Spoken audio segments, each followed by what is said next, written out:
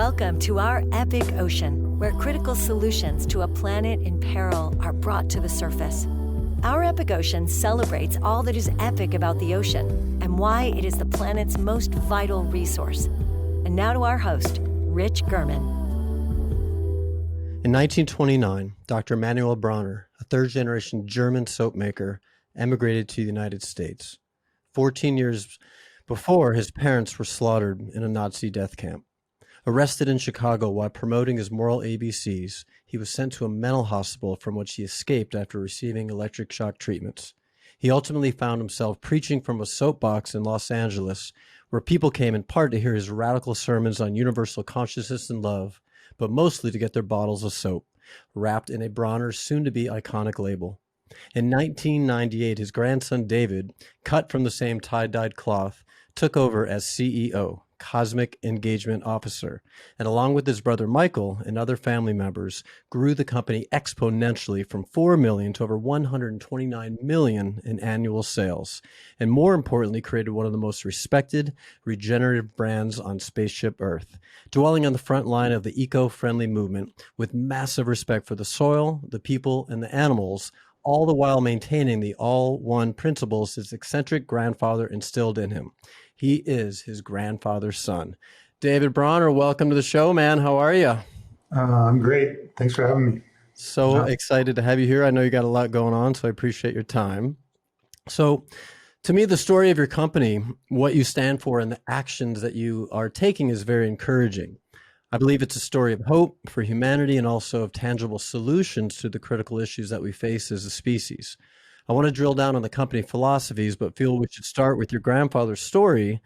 It's incredibly interesting, inspiring, and without his boldness and genius, you would not have been given the gift of carrying the torch that he lit. Your grandfather seems like a fringe-dwelling spiritual warrior way ahead of his time. Can you take us on his journey from Germany to the U.S. and the creation of the company, and specifically how he influenced you as both a man and a business owner? So my grandfather, Emanuel Bronner, was born to a German Jewish soap making family. He was born in 1908. His grandfather first started soap manufacture in 1858 in a small German town of Laupheim, in the basement of their house in the Jewish quarter. By the time my grandfather was coming of age, his dad and two uncles had expanded the family business quite a bit. They had a factory in Heilbronn, also in southern Germany. And in fact, the family name was Heilbronner. And so the family must have started in Heilbronn, gone to Laupheim, and then moved back. I think Napoleon made all the Jews take whatever last names when he rolled through. But my granddad kind of coming up, he was a pretty intense activist kind of guy. He was very Zionist. He was clashing with his dad and uncles a lot. Him and his dad just didn't get along. I don't think my great grandfather appreciated my granddad's just kind of activism, and was just kind of not into combining politics and soap. So my granddad decided to come to America to kind of set out on his own path. And it wasn't so much about, at that time, Hitler and Nazism. The eventual dimensions were not yet clear. It was more just kind of wanting to forge his own path and road in life. So he came over to the States and became a consultant to the U.S. soap industry, in the Chicago, kind of Milwaukee area. And actually at the time, anti-Semitism was starting to really heat up over here as well. And that was like a hotbed of some of the anti-Semitism going on. But with the rise of Hitler, he became increasingly desperate to get his family out. His two sisters got out. Lottie got out in 1936, and she ended up in a kibbutz in Israel, or then Palestine. And then Louisa got out right before they closed the borders in 1938, and she was a chemist and then became a professor of literature at University of Boston in Massachusetts, or the University of Massachusetts in Boston. Yeah. So my granddad, or my great grandparents, like a lot of bourgeois Jews, thought they were going to ride out the madness and stay till it was too late. the factory was Aryanized in 1940, and they were deported and killed shortly after.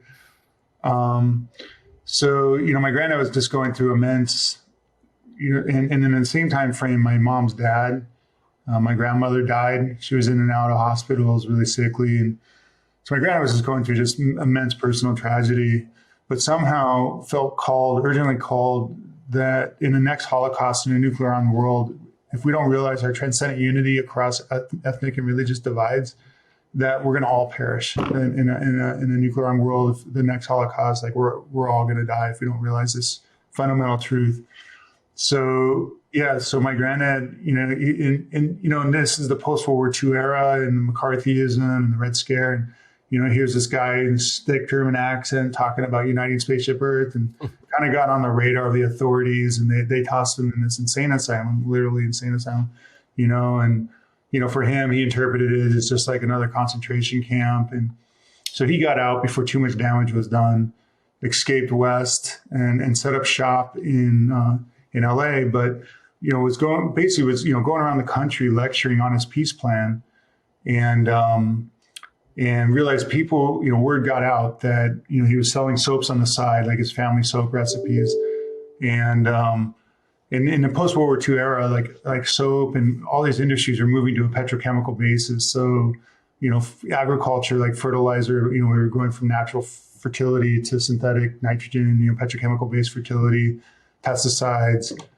plastics, and in personal care was all these like new petroleum-based surfactants and cleansers and moisturizers. And so he's selling these natural, biodegradable, concentrated soaps on the side that were kind of out of fashion. Mm-hmm. But word got out that, whoa, these are some really, really good soap.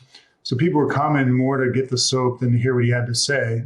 And for him, it was the message first. And so that's when he started downloading his message on the bottles. So, our famous bottle has, basically his religious philosophical peace plan, his vision, his kind of one love vision of reality, and quoting different spiritual giants across, different traditions to show the essential unity. And, when religions are making idols out of their beliefs and demonizing each other, that they are pointing at this transcendent source. And, and for him, it was, he founded the company as a nonprofit religious organization. It was really about unifying humanity, and the soaps were just basically a way of generating, financial resources that kind of help in that mission.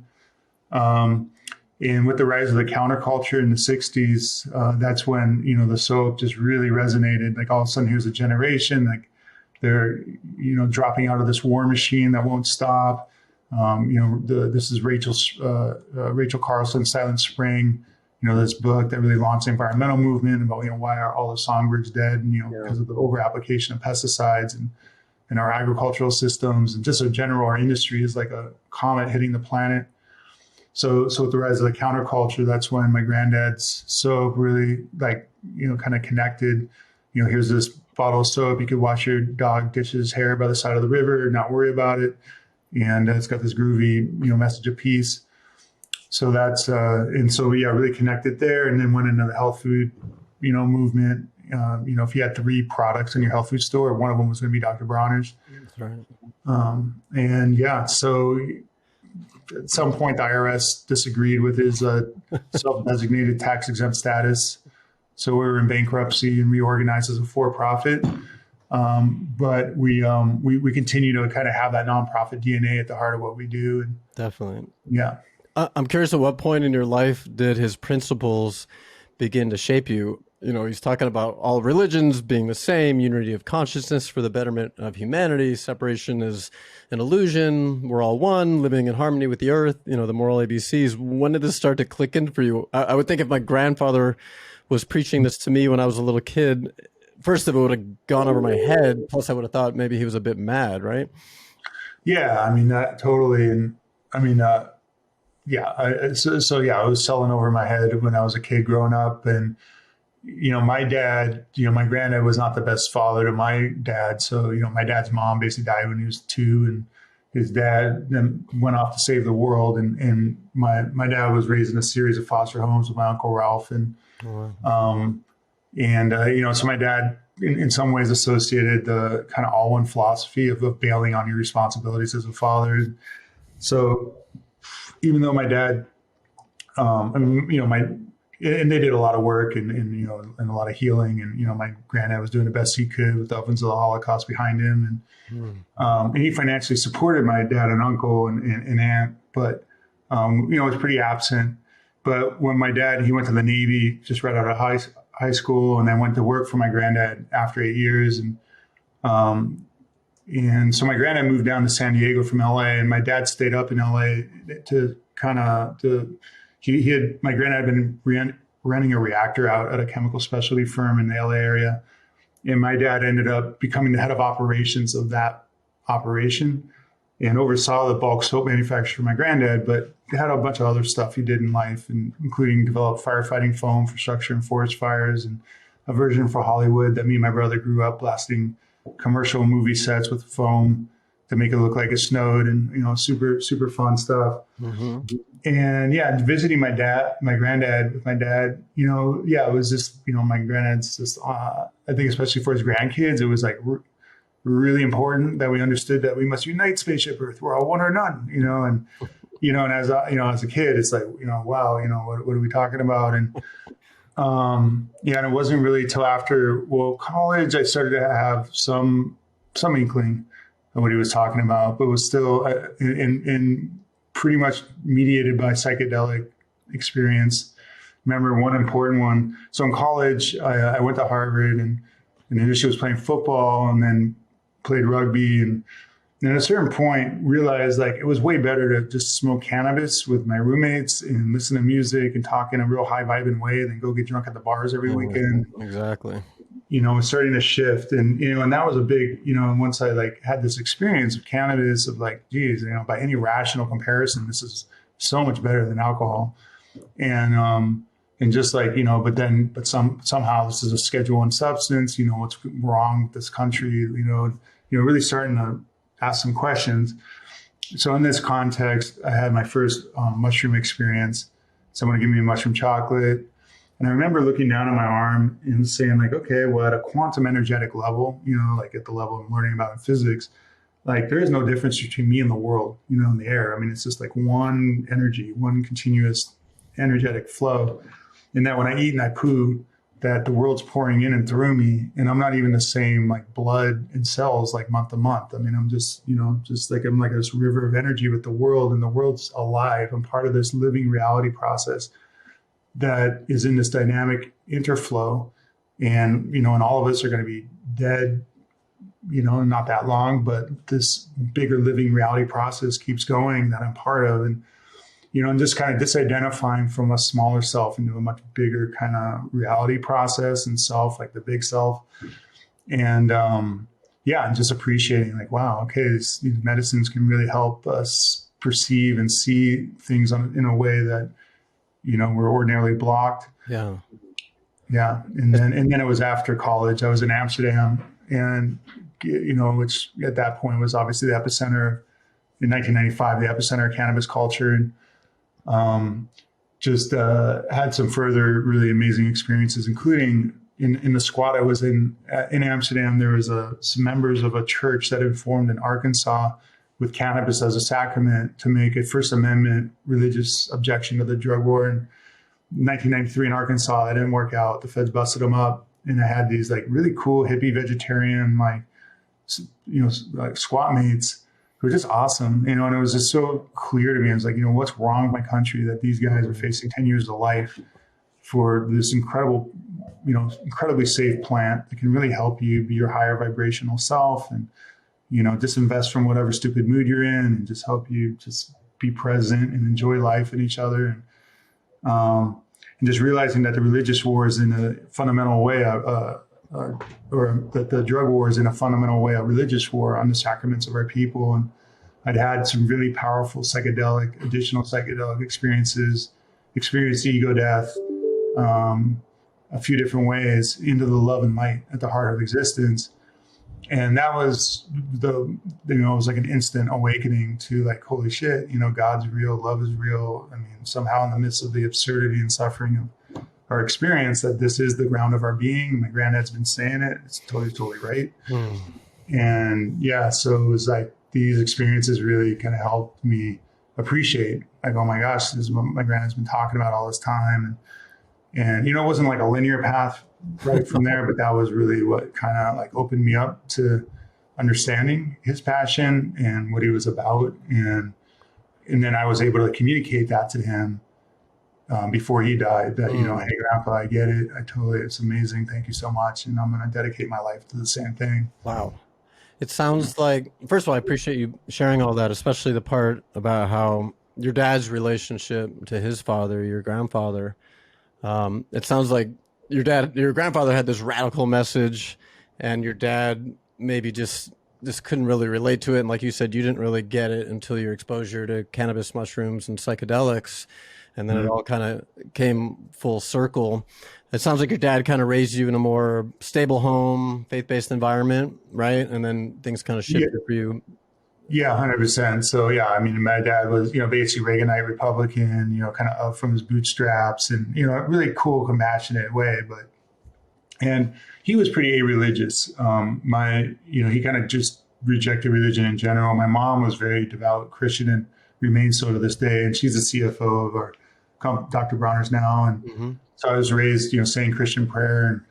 And, but my dad made sure I said the Shema, the central Jewish prayer, in Hebrew and English, along with my Christian prayers. And I rejected, I guess, any of my own personal faith by the time I was 13.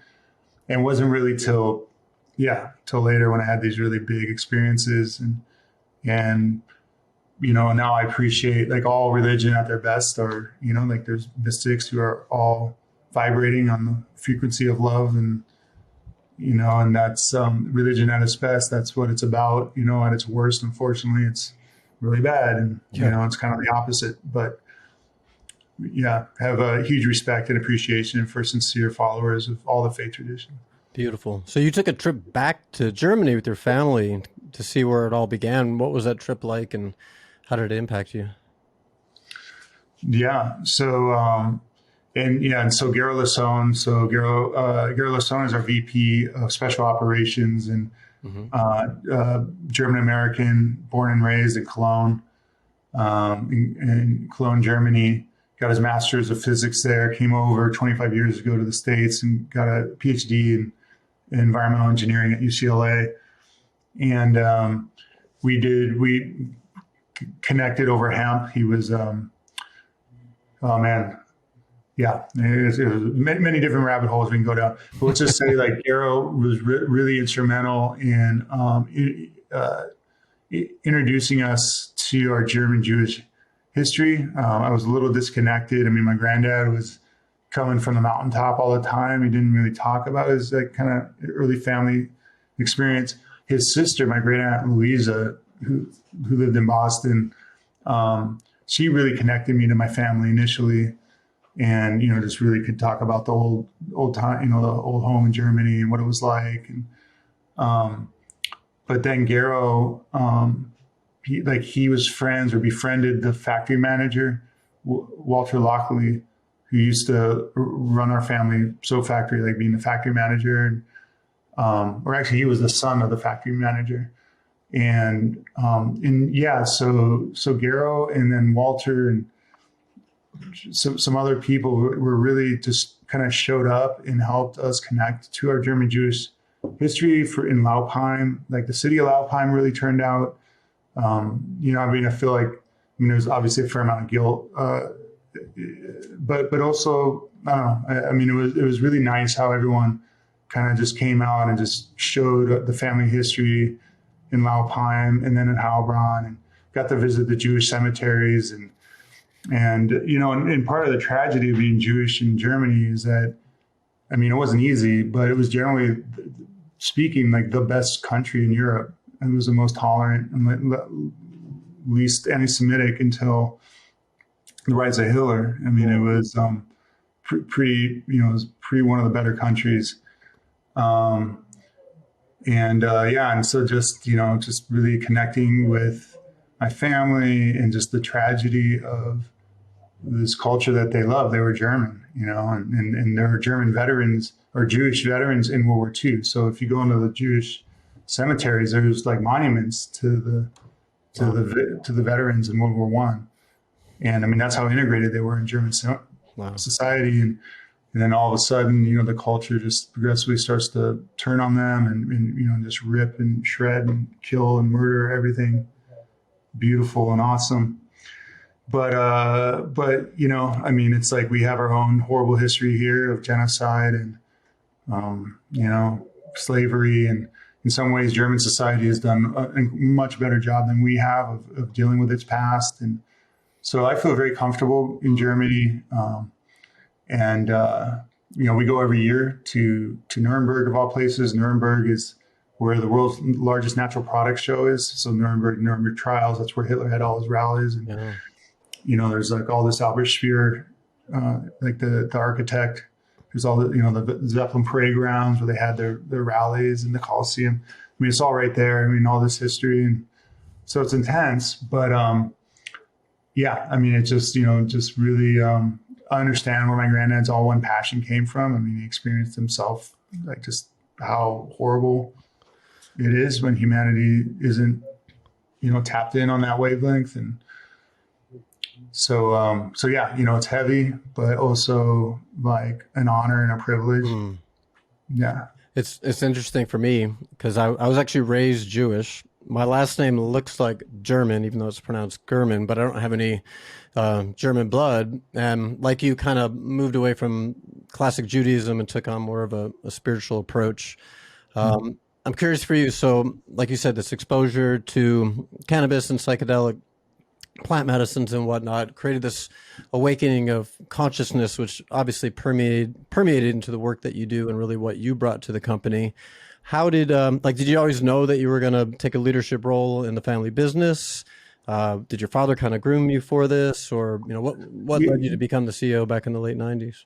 Yeah. So my dad, I mean, I grew up working with my dad, and I mean, after college, I mean, the one thing I knew is I did not want to work for my family company, and that was, I didn't know what I was going to do, but that wasn't going to be one of them. Yeah. And not that I had like any deep antipathy. It was just, I wanted to do my own thing, and it wasn't, and then these big experiences I recounted in Amsterdam really made me appreciate my granddad, but it was still like, at that point in time, I actually came back, sold all my stuff, and went back to Amsterdam to be a cannabis entrepreneur. I was going to be an activist. I was, I still wasn't wanting to join the company per se, but things didn't quite work out in Amsterdam. And when I was back in the Boston area, waiting for my then girlfriend, who became my wife and mother of my daughter, waiting for her to finish up school, I was a mental health counselor. I was basically Reagan and gutted like the mental health system of the time. Yeah. And like half of staffing hours in these halfway houses for like paranoid schizophrenics and, people suffering, different mental health challenges. Like half the time was staffed by temp workers, basically, who didn't have to have any relevant training. So I was, and I had some, pretty intense psychedelic experiences that, both good and bad, and found that I was actually really well equipped to counsel paranoid schizophrenic population. I was really good about kind of helping them calm out of whatever delusionary, spiral they were in and just kind of ground out. And so, I did that for like a year and a half and, kind of thought about becoming a professional therapist or something, but was doing a lot of journaling in this time and getting to a point that, I'd adopted a vegan diet, just out of just understanding the disaster of Western consumption on the planet, and that we're just shredding ecosystems and communities that just feed this voracious, society, and that diet is a huge part of this and our agricultural footprint on the planet. And, but yeah, it just was going deeper and deeper. And I'm just like, geez, if a company like Dr. Bronner's, and then like really understanding how business can be a force of good and really kind of grokking that. And then just like really from a more mature standpoint, like, wow, I have an incredible opportunity. Huge opportunity. Yeah. Made this incredible engine And so I was and our daughter was coming, and I was like realizing like, I want to join the family company. I want to help my granddad and my dad and my mom, impact the world with this incredible engine, and let my dad know. So I was able to let my granddad know that I totally was, one with him and got him. And so he died on the same day our daughter Maya was born. Oh, wow. March 7th of 97. And then, had this conversation with my dad right around the same time, like, hey, I'm ready to come into the company. And then he was diagnosed with stage 4 lung cancer, like a month later and given 6 months. So fortunately, I'd made this decision, to come in back to the company. I'd already kind of gone through my whole process. So I wasn't forced to come back or feel obligated. I mean, it was a choice I'd already made. And got this incredible year with my dad. And my dad lived to see my sister, Lisa, get married to my brother-in-law, Michael. And my brother-in-law, Michael Milam, is our COO now at Bronner's. And, my dad died shortly after that. But in that year, we got an incredible year together to download the ropes and kind of just learn how to run a family business. And importantly, my dad oversaw the gift of 1,000 acres. So when my granddad died, like all his assets went to my step grandmother, except for the business, which is all we cared about. Is like, we just want to operate the business according to my granddad's ideals, and that's it. We also got this land that my granddad had this vision of making a rainforest or somehow planting enough trees to create local climatic instability that would bring rain to the semi-arid East County, San Diego. And it wasn't the most practical vision, but a cool one. But all of our advisors were telling my dad and mom, like, hey, you got to sell that land to cover these huge estate taxes that my granddad didn't do the best planning. And my dad, along with my mom and Uncle Ralph and my mom Trudy, was basically saying like, look, no, we can give this land to the Boys and Girls Club and have them benefit and make use of this or sell it or do whatever they want with it. We can afford to do this, so we're going to do it. And that was something like a third of our overall worth at the time. Yeah. And it really set the example for me and then my brother, Mike, who I recruited in a couple of years later, that, that's what we're going to do. And we cap all of our executive compensation at 5 times our lowest paid position, and all of the profits we don't need for the company itself, we give to the charities and causes we believe in. Yeah. I feel like you and I could spend days just on the family dynamics and the healing and everything that's occurred. I do want to get into the business side. So what you just shared is actually a good segue. As I said in the opening, under your leadership, you've exponentially grown the company from 4 to 129 million in sales, which is incredible. But to me, what's even more impressive is you've done it, like the story that you just told, with the mantra of let's do the right thing, not, let's just focus on the bottom line. So you essentially flip the stereotypical corporate norms upside down. So let's drill down on some of the key principles that drive everything that your company stands for. And I really think your company is a great model for other companies to emulate. So let's start with fair trade. You strive to make the purest and best organic soap in the world with only fair trade ingredients, using independent certification to ensure your products meet the highest standards for both ecological and social sustainability. What does all this mean, and how is your product the best for humans, home, and earth? Yeah, right on. Well, first, I should relay that last year was nuts with COVID, and we broke 180 million. Oh my God. Yeah. You know what's funny? I couldn't find any numbers on 2020, only 2019. And I was thinking to myself, I wonder if their sales went in half because nobody took showers last year. But I'm glad to hear that it went up the other way. It exploded. Wow, that's amazing. Congrats. Yeah, and given our business model, we, it was like that much more resources we could put into charities and we'll get into all that for sure. Yeah, we'll get into that. I can talk about what we did in the 2020 cycle, but and one other point with my dad, in kind of you were maybe referencing it, that my dad, just giving to the Boys and Girls Club, the youth programs of his day that really helped him out, and who knows who those mentors were that really helped him become the man he was. It was just kind of a full cycle, full closure. Yeah, so fair trade. I mean, my dad and mom and Uncle Ralph really made sure that Dr. Bronner's that we had some really good progressive employee practices and good wages and benefits, and we formalized that here with our 5-to-1 compensation cap, and everyone gets no deductible health care. I just really want to do right by our employees here, but realizing that as cool as what we do here in our head manufacturing operation, where we actually get all these different oils, coconut, olive, mint, hemp oils, and we saponify and make another top soap in the world. Like as cool as what we do here is, our impact is 10 times, if not 100 times more in our supply chain. So like the amount of people involved, all the farmers, all the workers, growing the coconuts and the olives and the palm and the mint and then processing that into the raw oils, raw materials that we use to make our soap. The amount of land involved, the amount of people involved. I mean, it's 10 to 100 times as much as what's in our factory. And what we were doing, like pretty much everybody, is we were buying like our coconut and olive on price and spec. So it's just like whatever's the best price and meets your quality spec, then that's what you get.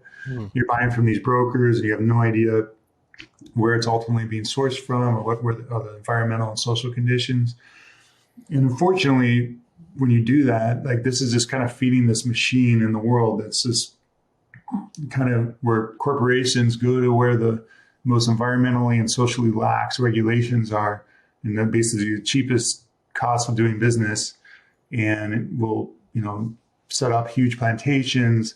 To take the case like palm, put in all these huge palm plantations, rip a rainforest in Borneo and Indonesia, wetlands, it's huge amounts of carbon are oxidize the atmosphere, communities are ripped up and destroyed, smallholder farmers are forced off their land and become plantation workers for slave wages, orangutan habitat destroyed. It's just generally speaking, just globally speaking, industrial agriculture is just a disaster. We're just ripping through all these ecosystems. We're displacing all these communities, these smallholder farming communities. So fair trade is basically a movement that arose where you establish direct trading relationships with the farmers who are producing the raw materials for your business. So you break through that kind of opaque broker relationship, and you say, okay, I want transparency. I want to know who we're buying our coconut oil from, what are the conditions, and we want to make sure we want to pay a price that enables the farmers there to take care of their land in the right way, take care of their people in the right way. And then the factory that's going to convert those coconuts into oil, what are the conditions there? Unfortunately, all too often, I mean, it's like 12-hour days, 6 days, sometimes 7 days a week. I mean, if you're not on top of it, it can be really bad. So fair trade is, it's a third-party certification system that comes in and checks to make sure that you have respectful, good pricing in place that covers cost of production plus a return that allows, thriving livelihoods. And then there's a fund that you pay into. It's called a fair trade fund. That's administered by community stakeholders, so farmer representatives, worker representatives. And they prioritize projects like rebuilding a bridge or hospital equipment or whatever is needed and prioritized by the. And in a way, it's like you're acknowledging that, okay, I may be doing business in a place that has very few governmental resources, like running sanitary water, whatever, and taking advantage of this like kind of super low cost of production. But you like recognize that by doing business in a fair trade way, so that then when you're going to market, you're respecting all of your partners and everybody's winning when you're going to market. You're not exploiting the labor. You're not exploiting, trying to figure out just the rock bottom price. You actually want to make sure that everybody's being taken care of. I mean, it's still producing efficiently and, not making a product that's out of reach, because that's not going to work either. But just, and for not that much of a premium, you can make sure everybody is being taken care of in your supply chains. And it's so fascinating because I don't think most people really think about where their products come from. In fact, If you're watching on YouTube right now, got my bottle right here and my book and my soap, and we'll talk about the book soon. And I know Garo has a lot to do with these supply chain issues that you're talking about. Like I said, most people don't think about where their products come from. So tell us a little bit more about these partnerships that you have, because you're in countries all over, right? Palestine, Sri Lanka, Ghana, India, Kenya. And I'd love to know a little bit more. When people buy your products, how are they making a real positive impact in these communities? Yeah. So Dr. Garo Lasson, I referenced him before, is really helping my family connect with our German Jewish lineage. And so he wrote a book called Honor Thy Label, which talks about our past, but primarily is focused on setting up our fair trade regenerative agricultural supply chains around the world. So the first one was in Sri Lanka. So I met Garo because he was doing a lot of work around hemp fiber. And I was like, after Amsterdam and after I stepped up to run the company after my dad died, one of the first activist things that we did was put hemp seed oil in the soap, which is really high in omega-3. It makes the soaps lather, smoother, and less drying. Mm-hmm. But it's also at the nexus of drug policy reform is the most ridiculous example of an out-of-control drug war that would schedule this non-drug agricultural crop as a Schedule I substance.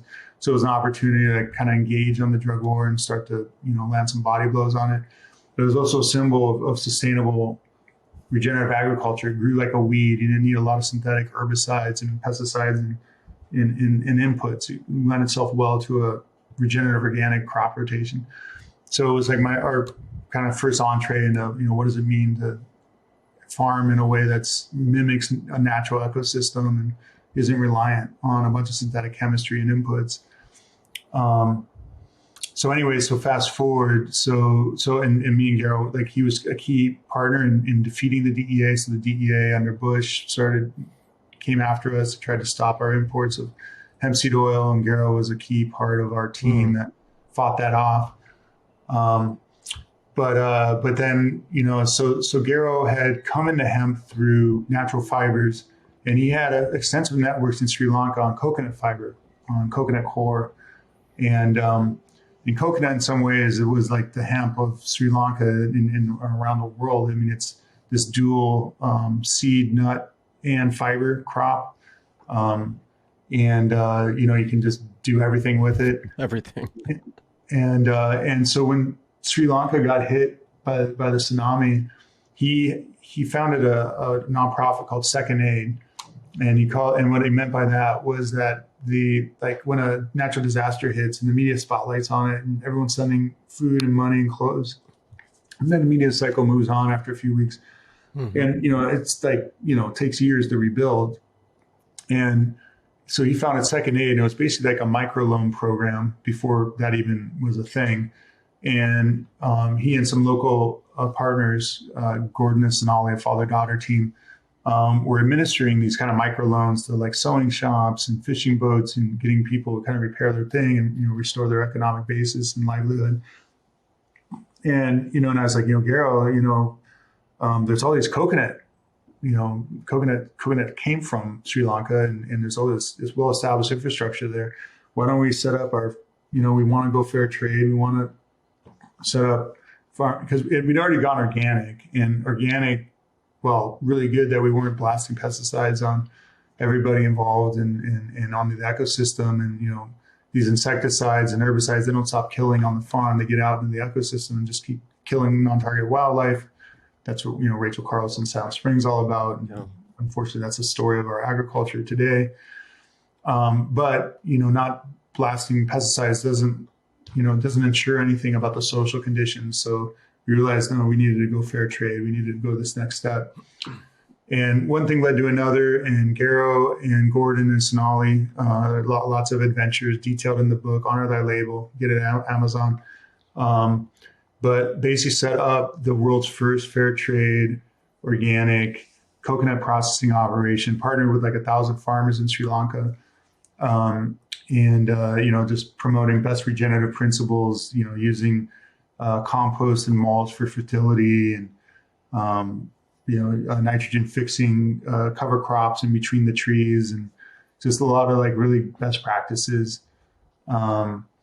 And then we actually ended up entering the market with a VCO, an actual culinary grade VCO product, which became the number one VCO in the market.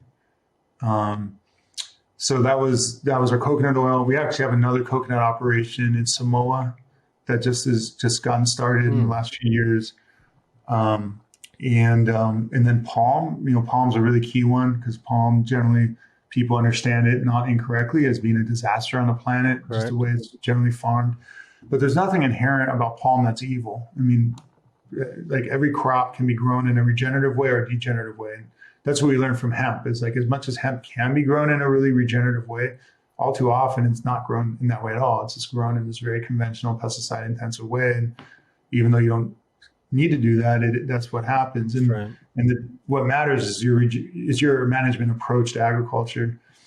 And regenerative organic, it's basically a suite of it's knowledge intensive agriculture, and it basically, instead of chemical intensive, it's knowledge intensive.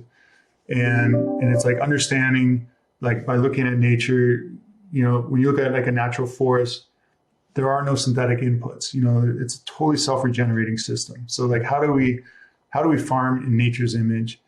And when you look at nature, it's about diversity. So it's about having like a diversity of crops in time. So like, you're rotating your crops, and so then you're interrupting the pest cycles and weed cycles. Like, you're not, in modern agriculture, they're growing like corn, soy, or sometimes just corn. And you get the pest populations build up, and then there's more and more chemicals to bring these crops to harvest. And it's great for the herbicide and chemical companies that dominate our agricultural policy, but horrible for the earth and our bodies and our health.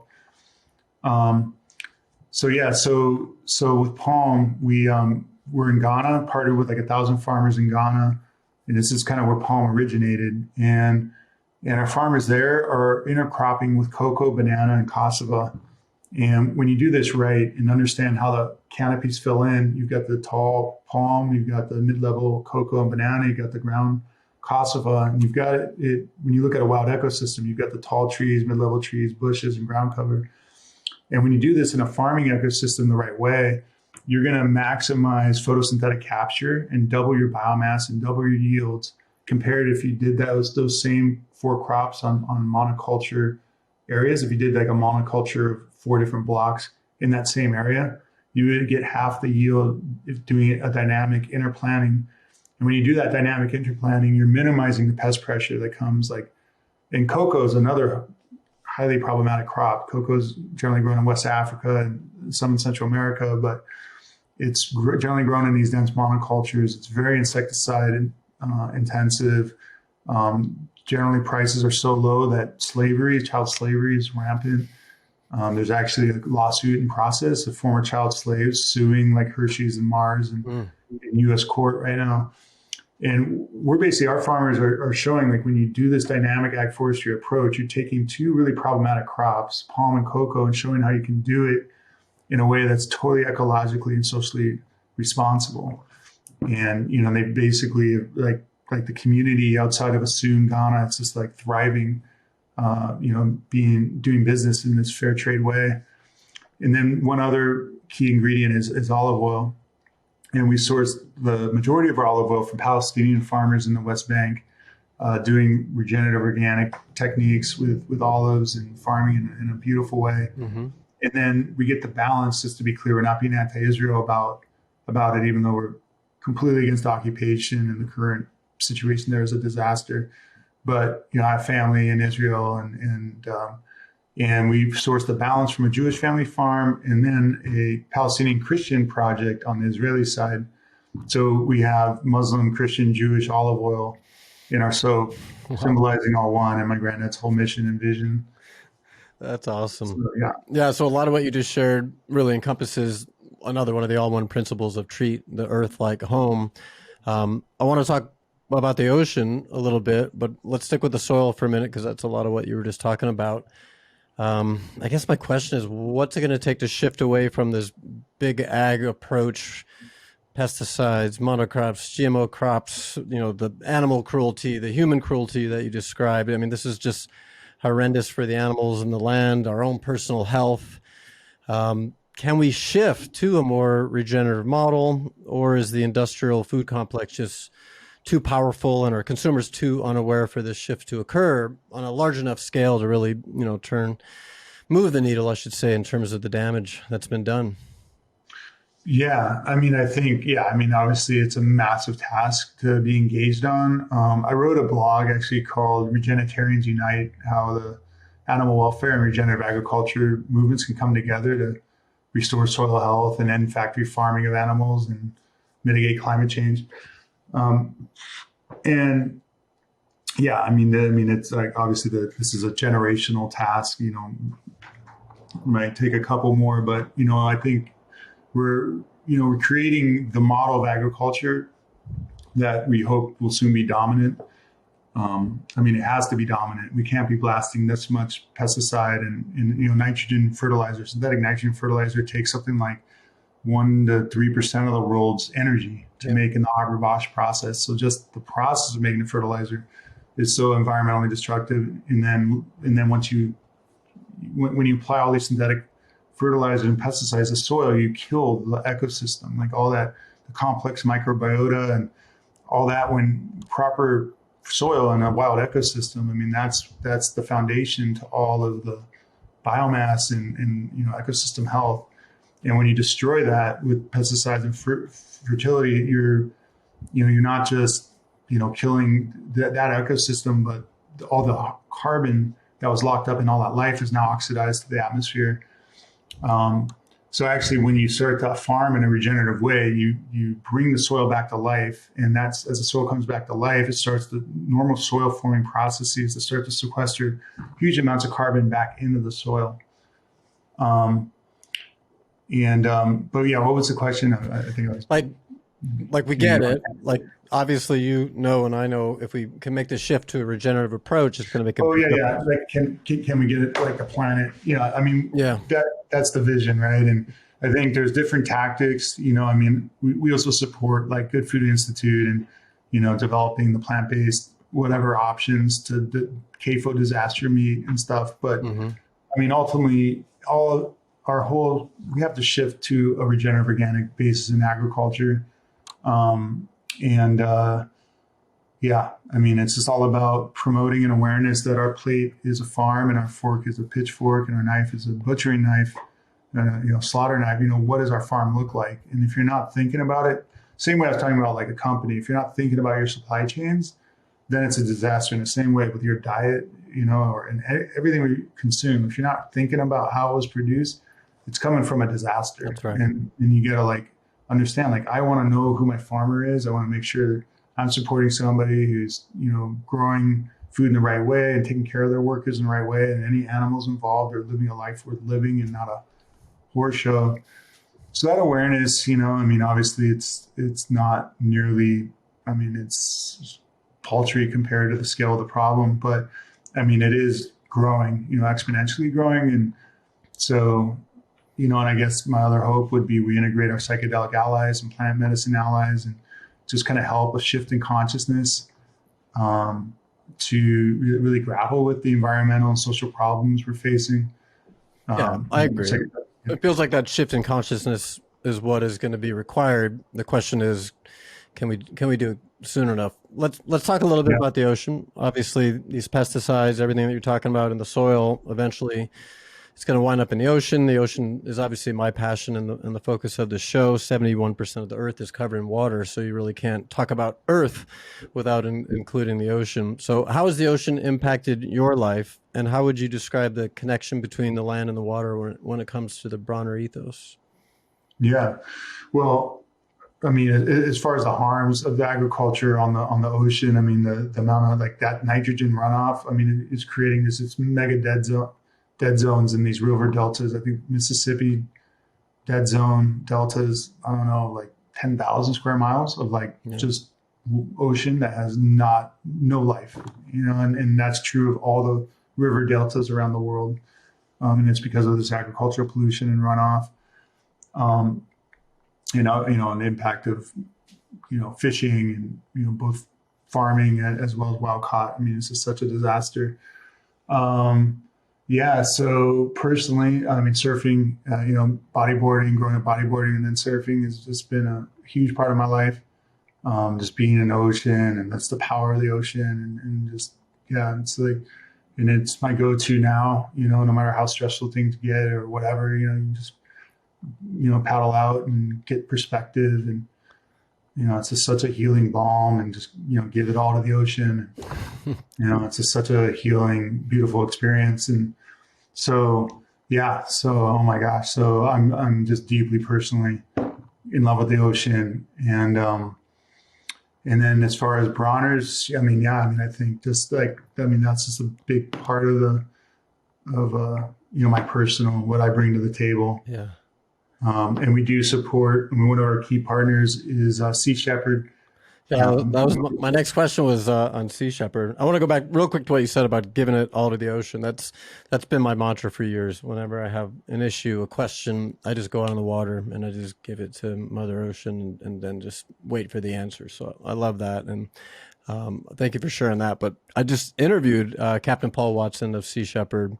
And I wanted to share that their first German boat donated by your company to patrol the Baltic Sea, aptly named the Emanuel Bronner, which I thought was super cool. And one of the main purposes of this campaign was to stop harbor porpoises in that area from getting caught in gill nets. So I'd love for you to share how that relationship came about and how is taking on this fight relevant to your overall mission. Yeah, well, honestly, it was our director of PR is Ryan Fletcher. He's rad. He's came up in like the straight edge kind of vegan punk rock scene in DC, and just really committed animal welfare activist, and we work together on a lot of things. But he's point on our animal welfare advocacy. I'm obviously passionate, but he's way in there. He kind of came up in the movement, really understands the players and who's like kind of really rocking it versus who's not. So he identified Sea Shepherd as a key partner who's kind of got sick and tired of what's I don't know, I guess kind of ineffective advocacy, and just like we're gonna commit to direct action and really put our bodies and lives on the line to really stop the harmful practices that are widespread. And so I really appreciate that they're like balls of the wall, like really, kind of putting activism first, and, not just, kind of engaging in litigation and whatever. And there's a role for that, but, just the power and effect that their advocacy has is, it's admirable, and it is really resonate to it. It's like just in drug policy reform, bringing, being able to shut down courthouses, and, when people are going down for growing medical cannabis, that's saving people's lives, and and just creating the media attention and on an issue. I think they're really smart and strategic how they go about it. And yeah, so our Dr. Bronner's Europe. So we have our is headquartered in Dusseldorf in Germany, and so there's a tight partnership with Sea Shepherd in that context, and so yeah, so getting the Emanuel Bronner, getting a boat to donate to help them rock their mission. That's cool. Yeah, super cool. awesome. Yeah, Paul was great. That was a lot of fun to get to talk to him. So you brought up veganism a couple times. I want to get to that next, but first, real quick on plastic. For over a decade, you've been using 100% post-consumer recycled PET plastic bottles. How does this help conserve virgin resources, reduce landfill, and save energy? And is there a better alternative to putting your products in plastic bottles? Yeah. Well, I'll take that last one first. Clearly the bar soap is the more eco way to consume soap. So, Right there. Yeah. You're not shipping water all around the country, and it's a paper label. And so that's definitely the better eco option. There's just no way around it. But when it comes to, and there's a place for liquid soap, and, we all love it. So post-consumer recycle, we're the first company to do this like 20 years ago. Go to 100% post-consumer recycled bottles and resin. And that's great that we're not using virgin, but unfortunately it's still plastic, and we've looked at all the potential, compostable plant-based plastics that are coming out, but unfortunately those are, they're suitable for like single use applications, like a utensil or bottle of water. But our soap, it's got to be in the shower in the sun for 3 months. And unfortunately, there's inherent tension between biodegradability and shelf stability. And the bottle within 2 weeks is just this warped mass. And so we can't use these kind of compostable plant-based plastics. So what we are doing, we're always looking at options, and there's different things coming online, like with paper so one thing we're going to be probably doing, we're finishing our due diligence. We're going to go to a paperboard refill. So it'll be paperboard. It still has some amount of plastic involved in it, but not nearly as much. And that plastic we're going to be looking at getting from a sugarcane source, and then FSC certified, Forest Stewardship Council certified paper. And then all of our half-gallon and gallon refill sizes will move to that. So then, theoretically, you don't ever have to buy a plastic bottle again. You can just get the cartons and refill from the store. And then the even more eco option is going to be our 5-gallon refill, where we're going to work with participating stores that we're going to put a kind of a mailback, self-addressed mailback option on our 5 gallons. So you put your 5 gallon in your store, people can come and refill their bottles. Then you mail, once that 5 gallons empty, you mail back to us, we refill it and we ship it back. So again, theoretically, you would never have to use more than that.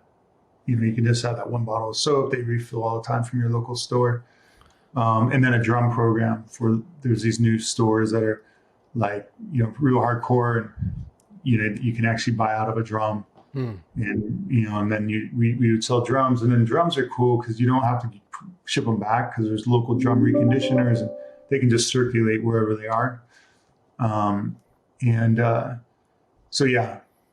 then we're just looking at, what at some point we do want to move away from, PCR plastic. It's cool as far as the options available, but, we're looking at aluminum. There's pros and cons of everything. So it's a conversation you guys are obviously in as a company. Yeah, 100%.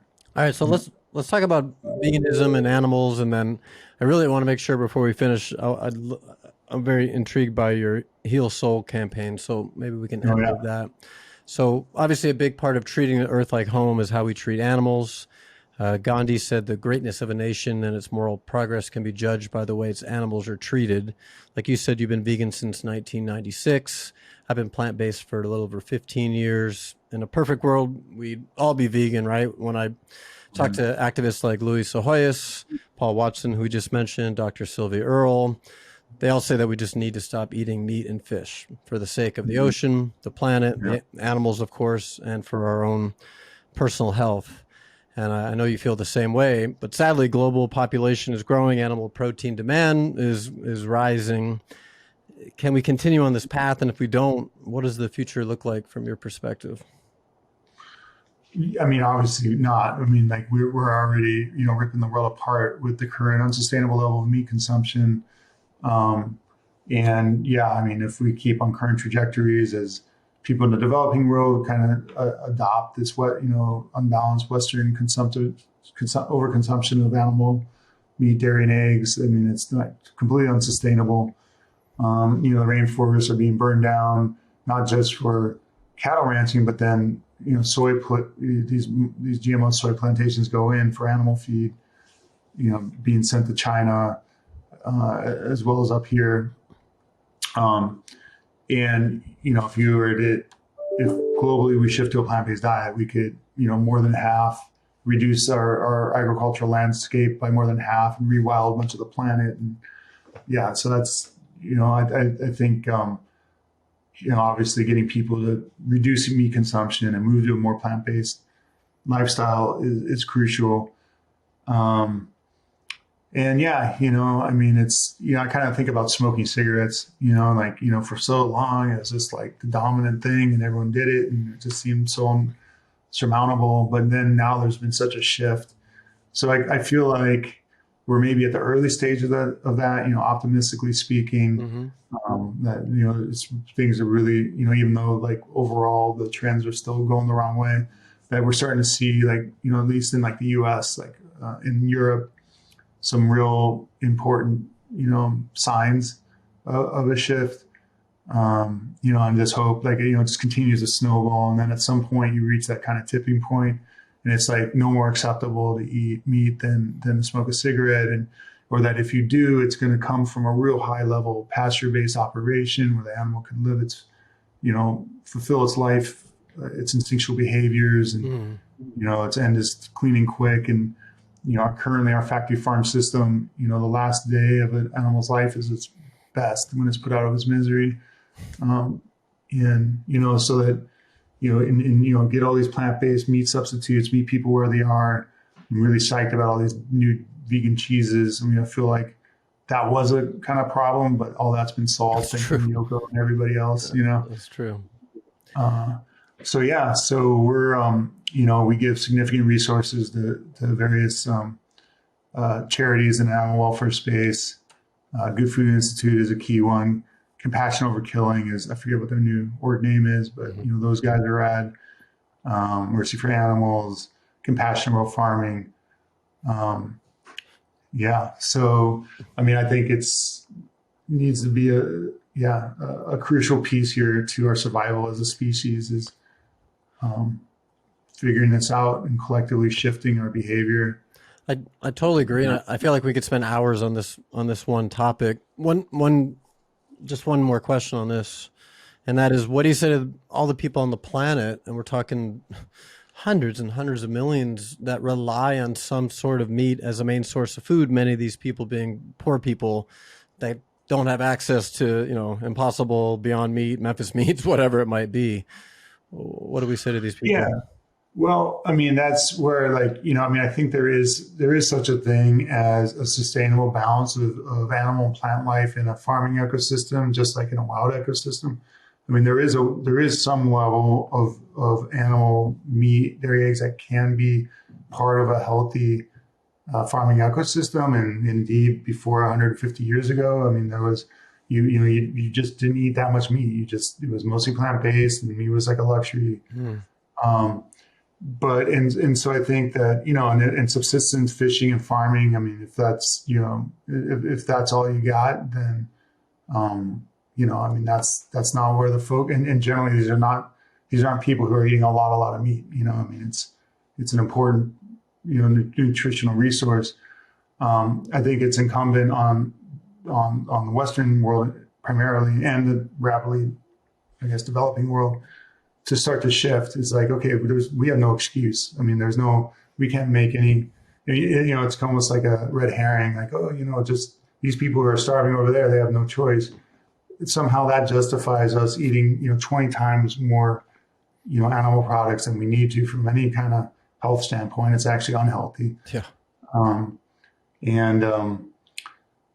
So, and then I think that when you look at all the world's cuisines, they all have a sustainable vegan protein at their heart. When you look at, rice and soy, or falafels and hummus and bread, and, pretty much, or beans and rice, and like all the traditional cuisines. Meat was like an accent. It was like kind of a luxury that you had, once in a while, but you had a sustainable, complete vegan protein at the heart of your diet.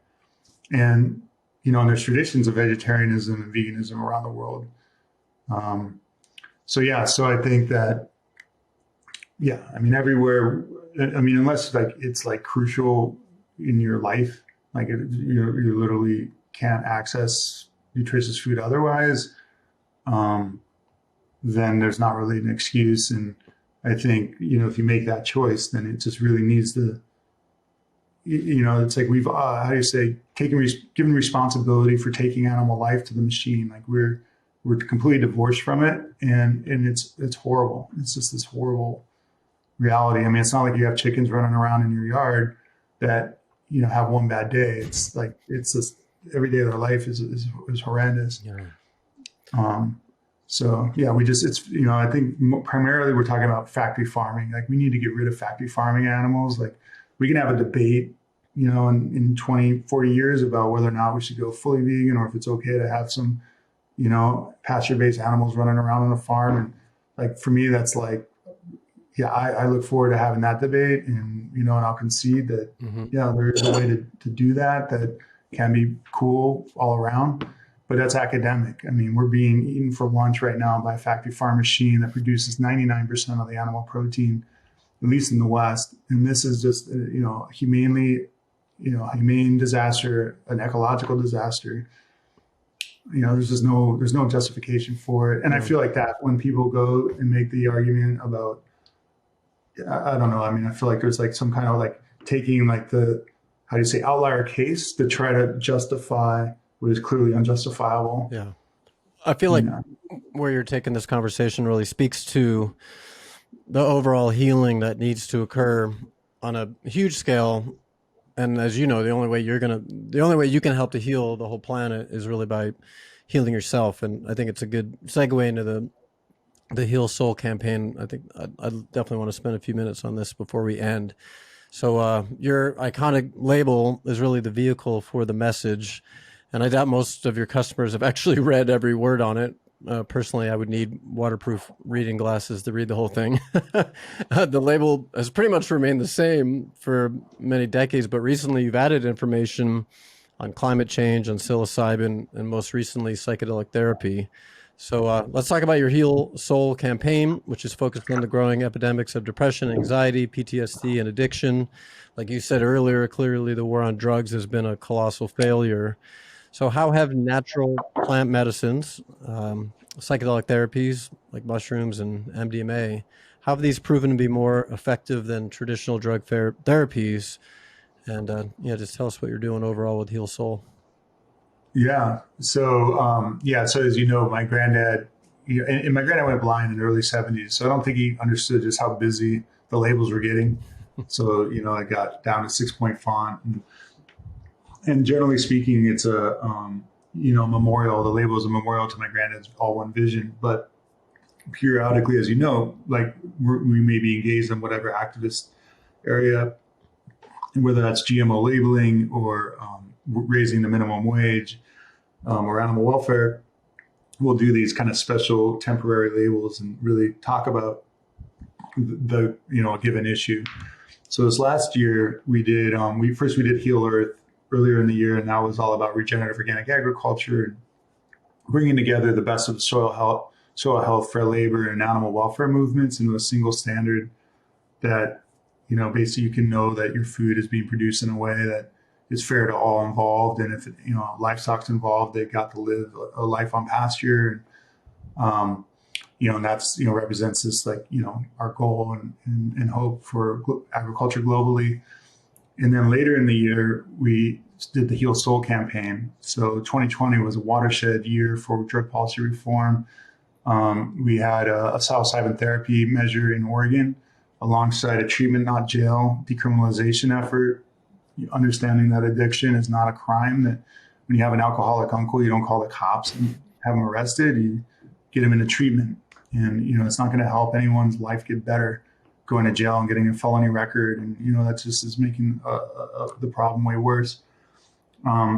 So shifting, and this is what Portugal did. They were going through a huge opiate crisis 20 years ago, and they shifted to decriminalization so that just, look, I was just talking to, a friend, and it's like they're chewing Nicorette gum, and, like we all know, like smoking's bad and we got to quit.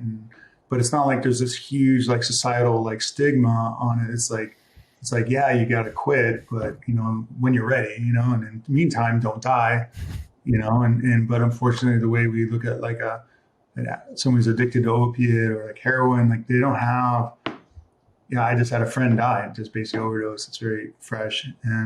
But they should be able to have access. I mean, not like a corner liquor store, but somewhere where you can get a safe, reliable supply and, until you're ready, and get the pushers off the streets and just remove the black market and cartels and, figure out some kind of way to do this in the right way. Anyways, so Heal Soul, and then when you're ready to quit, what's better than psychedelic assisted therapy? So Heal Soul was really about communicating about the promise of psychedelic assisted therapies for depression, for PTSD, for end-of-life anxiety, for addiction. And in these medicines, all of which are not addictive, there's no addictive potential whatsoever for psychedelics. And back in the 60s, before all the research got shut down because of the whole counterculture, just everything got really politicized.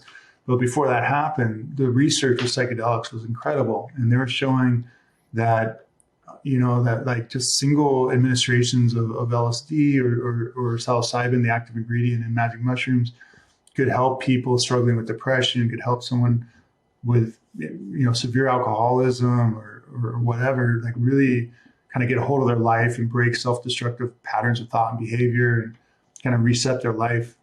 And, modern understanding, we're going through this renaissance right now of psychedelic research, and it's showing how the brain, we get in these ruts, and in psychedelics, it's like hit and reset, kind of get out of the ego consciousness and get into this deeper mode of awareness, and just can do some real deep healing. And then the therapy is key, because they're called non-specific amplifiers. So your set and setting are really key. What's your internal set? What's your environment like? So taking psychedelics in a casual way is very different from taking them in a therapeutic container where you're really focusing on doing work and releasing deep in your experience. And the results coming out of these clinical studies is just astounding. So people with long-term, lifelong treatment-resistant depression, getting cured, and treatment-resistant PTSD and addiction. Although I want to preface that it's not going to work for everybody, and there are people who are contraindicated, particularly schizophrenia. Mm-hmm. People should not take psychedelic therapy. But for everybody who can safely benefit, it's just huge. It's just life-changing. It was life-changing in my life. So Heal Soul was a label that was just, as my brother said, it was about communicating in a way that my mom's church group could receive. So just really talking about it in a therapeutic frame, and just that we've got these epidemics of addiction and depression, and modern pharma is not obviously addressing it at all. No. It's symptomatic. We're putting Band-Aids on symptoms. We're not getting at the root cause. And so psychedelic therapy can really get in there and help people just heal on a really deep level, and release deep trauma, deep emotional pain, and just work through stuff. So this label, which we sell to Walmart and Walgreens and Target. I thought we had maybe 2 weeks before complaints reached upper management, and they're like, "You got to take this out of here." But we didn't get one complaint. And in fact, Walgreens wanted the Heal Soul. It's like, "Oh yeah, we don't want the Heal Earth. We want the Heal Soul label for whatever ad." Interesting. And it just shows how much the culture's come. Wow. And we're decriminalizing psychedelics in California right now, legislatively, through the legislative process. And LSD is, it's all a plant medicine. So it's mushrooms and ayahuasca. And Mm-hmm. Ayahuasca is this brew out of the Amazon. It's, not fun at all. It's not recreational, but it's incredibly healing and powerful medicine. And these indigenous medicines, especially these plant medicines, they really hold the key to restoring our relationship with nature and each other. And, the way the indigenous relate to each other and heal, and that our world is alive, and, the appreciation of ancestors, and all these things that in the West, we think of as primitive and backward. It's we're so ass backwards, we're disconnected and alienated and trying to consume to fill this emptiness. And anyway, so LSD is on the list of all these psychedelics, and it's not gotten any, there's no baggage. I wouldn't say no baggage, but up until recently, I was like, dude, there's no way that you can decriminalize LSD, right? Without it being a whole flashpoint of the whatever, all this baggage. But the culture's moved to the point it's really a non-issue, and it's really gratifying. And we have these veteran groups, veterans who are just having these huge amounts of PTSD and trauma and concussive brain injury, raising rates of alcoholism and suicide. They're experiencing deep healing, and they're able to be just such effective advocates and, convince conservative, skeptical legislators and my mom, and, just hey, this is actually good medicine. So this last election cycle, we won in Oregon. We got psilocybin therapy. It's a program that's being developed and will be implemented in the next year. We decriminalize all drugs in favor of a treatment-first approach. In DC, we decriminalized all plant medicines. And yeah, a bunch more states and cities. And, the cities that have already done so are Denver and Oakland and Ann Arbor and Cambridge and kind of generally smaller city towns or college towns. But it's like the movement's on fire. And, my personal hope is integrating psychedelic healing is going to really start to open people up, make us more empathic and connected and less judgmental. And yeah. I was going to ask you, like, why is this so important and how does it tie into your overall mission? And then right before you just mentioned it, so I'll bring it up again. Right before we went live, you mentioned one of your closest friends' son passed away of an overdose. And I got to, first of all, thank you for even still continuing with this, because I know it's a heavy time for you.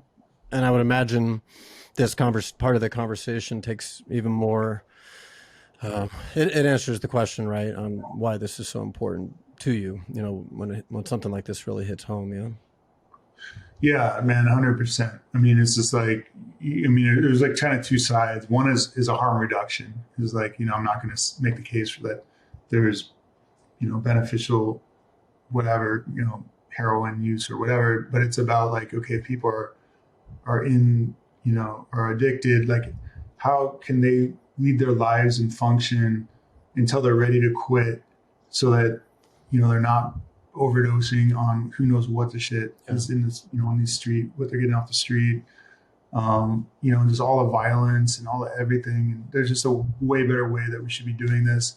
That's on the harm reduction side. And then on the kind of healing side, these psychedelic medicines, they just holds like such enormous promise of healing people in the throes of addiction, as well as struggle with depression.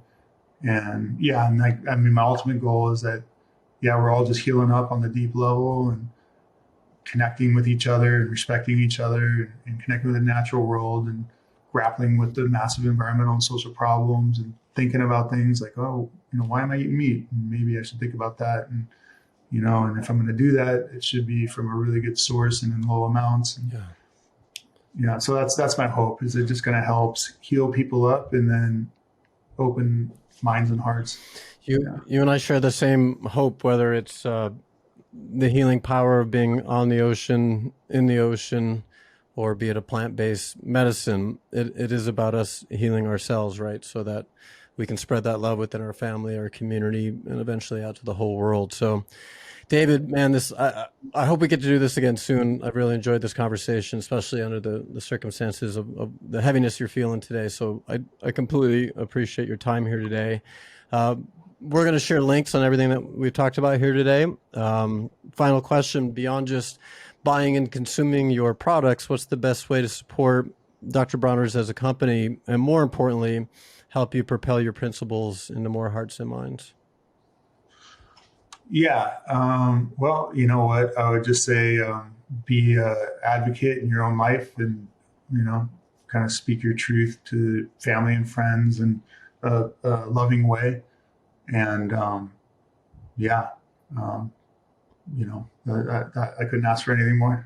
So. I have this vision of your grandfather sitting up somewhere above us in his Speedo, smiling down at his grandson and the man you become and what you've done with his legacy. So it's a beautiful vision. So thank you. Yeah, man. Yeah. David, thank you for who you are, man. I really appreciate you. Can't wait to meet you. You're right down the road. So we got to get on the water sometime soon, I hope. Oh yeah, right on. Where's home? Laguna Beach. Oh yeah, bam. Totally, man. You must know Evan Marks, right? Yeah. Maybe we'll meet at the Ecology Center one day. That would be awesome. Okay, beautiful. Thank you, brother.